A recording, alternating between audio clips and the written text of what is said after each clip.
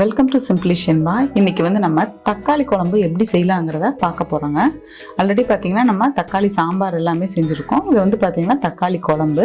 First வந்து நான் 4 தக்காளி எடுத்துருக்கு. இது வந்து நம்ம லைட்டாக எண்ணெயில் வதக்கி எடுத்துக்கலாம். முழுசாக போடுறேன். இது போட்டது தெரிக்குங்க, மூடி வச்சுருங்க.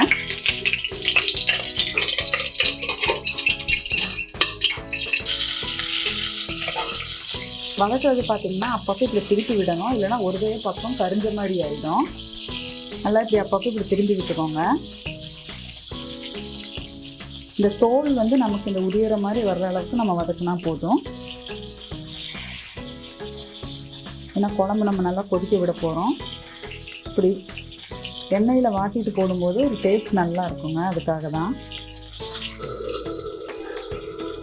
இப்போ பார்த்தீங்கன்னா இந்த அளவுக்கு நம்ம எண்ணெயில் வதக்குனா போதும். நம்ம எடுத்துக்கலாம். இனி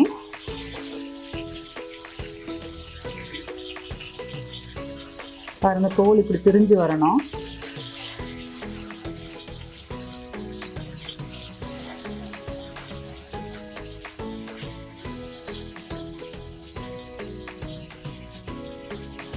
இப்போ அதே எண்ணெயில் பார்த்தீங்கன்னா நம்ம வந்து வெங்காயத்தை வந்து வதக்கி எடுத்துக்கலாம். நான் வந்து ஒரே ஒரு பெரிய வெங்காயம் எடுத்துருக்கேன். நீங்கள் சின்ன வெங்காயம்னாலும் ஒரு 10 to 15 பல் எடுத்துக்கோங்க.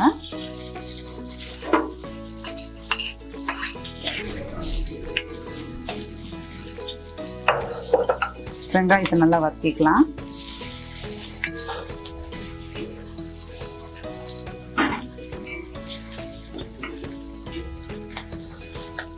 இந்த வெங்காயத்து கூடவே பார்த்தீங்கன்னா நான் வந்து ஒரு 4 பல் பூண்டு போடுறேன்.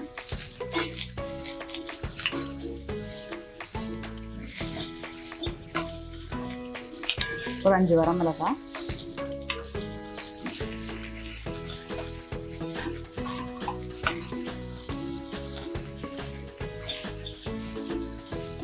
பட்டை, கிராம்பு,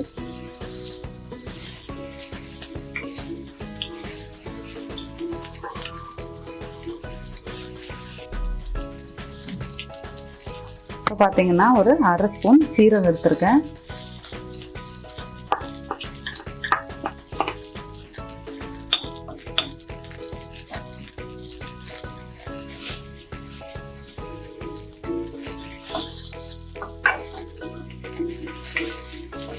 நல்லா வதக்கிக்கலாம்.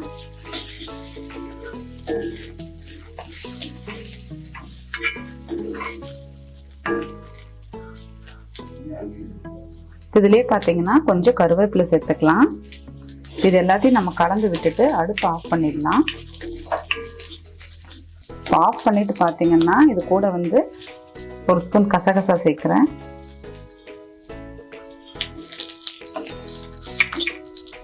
கொத்தமல்லி 2 ஸ்பூன்,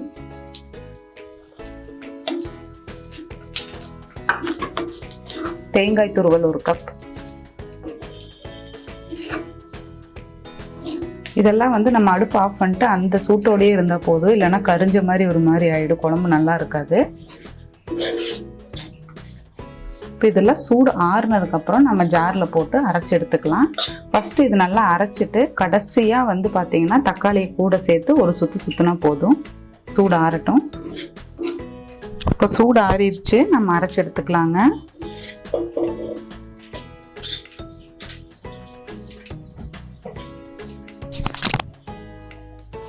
பாருங்க, இப்போ வந்து இந்த அளவுக்கு நம்ம நல்லா நைஸாக அரைச்சி எடுத்தாச்சு. இந்த ஸ்டேஜில் வந்து நம்ம இப்போ தக்காளியை சேர்த்துக்கலாம்.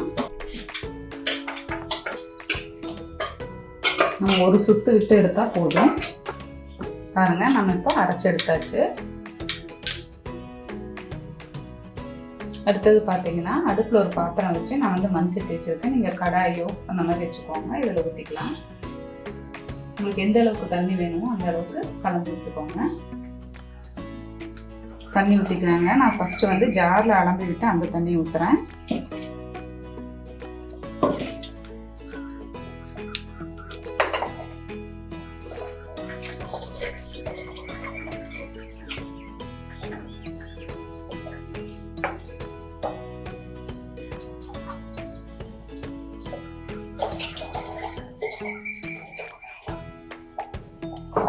கட்டியாக வேணுங்கிறவங்க வந்து கொஞ்சம் கம்மியாக ஊற்றிக்கோங்க. நான் கொஞ்சம் தண்ணி மாதிரி வச்சுருக்கேன். நம்ம வந்து உப்பு சேர்க்கல இல்லையா, நான் இப்போ வந்து உப்பு சேர்த்துக்கிறேன். தேவையான அளவு எடுத்துக்கோங்க. இது கூடவே பார்த்தீங்கன்னா கொஞ்சம் மஞ்சள்தூள் சேர்த்துக்கலாம். இது நல்லா கொதிக்கட்டும். குழம்பு பார்த்தீங்கன்னா இப்போ நல்லா கொதிச்சிருச்சுங்க. பாருங்கள், நான் ஊற்றின தண்ணி வந்து இது வந்து கரெக்டாக இருக்குது. இப்போது இது வந்து இட்லி தோசைக்கு சாதத்துக்குமே ரொம்ப நல்லா இருக்கும். அவ்வளோதான். இதை வந்து நம்ம இறக்கிட்டு வந்து இதில் தாளித்து கொட்டிக்கலாம். தேங்காய் எண்ணெய் ஊற்றிக்கோங்க, அதுதான் நல்லா மனம் கொடுக்கும். சூடாயிடுச்சு, கடுகு போட்டுக்கலாம். அது கூடவே பார்த்தீங்கன்னா உளுத்தம்பருப்பு,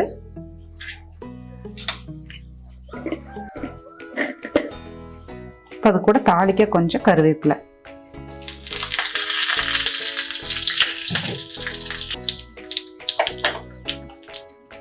இப்போ இதில் ஆட் பண்ணிக்கலாம்.